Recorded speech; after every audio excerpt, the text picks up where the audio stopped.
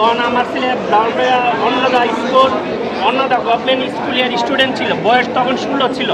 আমার ছেলে 16 বছরের বাচ্চা আমাদের পুরে ঘুমের থেকে 2021 সালে সে আমার 2021 সালে আমার বাচ্চাকে রাত 2টা বাজে র্যাব ডিবি পুলিশ রাতের 2টা বাজে আমার বাচ্চাকে নিয়ে যায় এবং পেচিস সরকারের আমলে আমার বাচ্চা 2 মাস 4 দিন জেল হারে এবং আমার বাচ্চার সাথে আরও এমন কয়েকশো শিশু বাচ্চা বয়স 12, 14, 16 যারা মাদ্রাসার বাচ্চা তাদেরকে ধরে নিয়ে থানায় রাখার পরে তাদেরকে 6 মাস 1 বছর করে জেল ধরে নিয়ে গেছে। ব্রাউনবাড়িয়া যখন হেফাজতের আন্দোলন হয়েছিল, আন্দোলনের সময় বাচ্চারা বাসা থেকে বের হয়েছে, রাস্তায় গেছে, ওই হিসেবে তাদেরকে ভিডিও ফুটেজ অনুযায়ী শিশু বাচ্চা সহ জেল হারাইছে 1.5 বছর 1 বছর।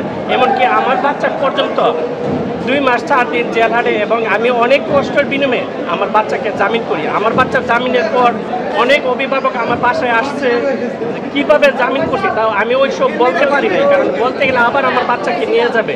আমার বাচ্চার সাথে যারা ছিল যখন জামিন হয়েছে তখনই সাথে আবার 2টা 3টা করে মামলা দিচ্ছে। আর আমার বাচ্চা যখন জামিন হয়েছে তখন আমি রাত্রে কোর্টের থেকে কাগজ নিয়ে আমি জেলখানায় থেকে অনলাইন করে শিশু উন্নয়ন কেন্দ্র থেকে আমার বাচ্চাকে পরের দিন সকালবেলা আমি জামিনে বের করি এবং জামিনের যে কাগজগুলো দিই এটা অনলাইন করে ব্রাউনবাড়িয়া জেলখানা থেকে ঢাকা শিশু উন্নয়ন কেন্দ্র থেকে আমি পরের দিন সকালে আমার বাচ্চাকে জামিনে বের করি। তখন বলে যে আপনার বাচ্চার তো জামিন হয়েছে, ডকুমেন্ট কি? তখন আমার কাগজ দেখাইলে হবে না, যে জেলা সাহেবের কাছে তখন ইমেল করতে হবে। তখন আমি বলছি ইমেল করা হয়েছে, তখন ইমেল দিই তারপরে আমার বাচ্চাকে আমার কাছে দিছে। তখন আমার বাচ্চার বয়স ছিল 16 বছর রানিং। আমি কিছুক্ষণের মধ্যে ভিডিও ফুটেজ আমি দেখাই যাচ্ছি।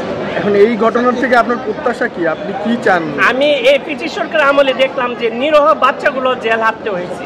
সবাই আমরা জিম্মি ছিলাম, আমরা কারোর সাথে কথা বলতে পারি না। তো আমরা এখন মনে করি যে আমরা এখন মুক্ত স্বাধীন দেশ। এই বিষয়ের উপর কারো কাছে বিচার চান আপনারা? আমি বিচার আর কার কাছে চাবো? বিচার তো এখন জনগণই করতেছে, আর করতেছে। আমরা চাই আরো করুক, কারণ আমরা অনেক কষ্ট করছি। আমার ওয়াইফের ওয়েট ছিল 70 কেজি, কিন্তু সে না খাইতে খাইতে তার ওয়েট হয়ে গেছে 32 কেজি। আমি ঢাকা হাইকোর্ট করি, ব্রাউনবাড়িয়া জেলখানায় যাই, আবার শিশু উন্নয়ন কেন্দ্রে বাচ্চা দেখতে যাই, তখন দেখতেও দেয় নাই। তখন আমার বাচ্চাকে শুধু 14 দিন পরে 1 সপ্তাহ পরে ফোন করতো, এছাড়া আমাদের কোনো ওয়ে ছিল না। আপনি কি সেই হতাশা দেখে আজকে এখানে এসেছেন দেখতে? জি, দেখতে আসছি যে পেচি সরকার কিভাবে আমাদের বাংলাদেশের জনগণ জিম্মি করে রাখছে। তো সেই জায়গা থেকে আপনার আজকে কেমন অনুভূতি হচ্ছে?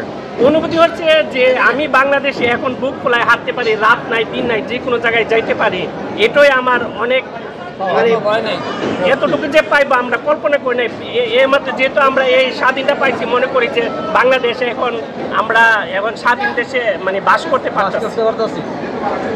আর শুধু আমার বাচ্চা না, এমন শত শত মায়ের বাচ্চা, আমার চোখেতে পানি আসছে। শুধু আমার বাচ্চার বয়স 16 বছর, আমি এমনও বাচ্চা দিচ্ছি জেল ভিতরে থানা হেফাজতের ভিতরে বাচ্চাদেরকে নিয়ে 10 বছর 12 বছরের মাদ্রাসার বাচ্চা হাজতের ভিতরে। তখন 1 দিন 2 দিন পরে তারা কোর্টের থেকে জেলখানায় প্রেরণ করে। আর আমার বাচ্চাদের জন্য যে আমার কত কষ্ট হয়েছে, অন্যদের যে কত কষ্ট হয়েছে, এটা আমি অনুভব করতে পারি যে মানুষের যে কত কষ্ট পাইছে বাংলাদেশ। এখন তো আমি রাত্রে 2টা 1টা আমি সারা বাংলাদেশ ঘুরি, কই আমি তো ভয়ও পাই না, আর আমাকে কেউ হয়রানিও করে না। আমার ছেলে স্টুডেন্ট, সে গভর্নমেন্টের একটা গভর্নমেন্ট স্টুডেন্ট, হাই স্কুলের স্টুডেন্ট, তারপরে যে এত সাজা হবে আমি নিজেও কখনো নেই। গভর্নমেন্ট স্টুডেন্টের কাগজপত্র দেখাইছি, সে অসুস্থ, এই কাগজপত্র দেখাইছি। কবেকার ঘটনা? 2021 সালে ব্রাউনবাড়িয়া হেফাজতের মামলা। কেউ বিএমপি সাপোর্ট করলো তারও মামলা হয়েছে, কেউ যদি রাস্তায় গেছে তাদেরও মামলা হয়েছে। তাদের বাসার থেকে মায়ের কোল থেকে বাচ্চা ধরে নিয়ে গেছে, ব্রাউনবাড়িয়া ভৈরব র্যাব অফিসে নিয়ে গেছে। আমি বললাম যে তার বয়স 16, তা অসুস্থ এবং সে গভর্নমেন্ট স্টুডেন্ট। তখন বলছে যে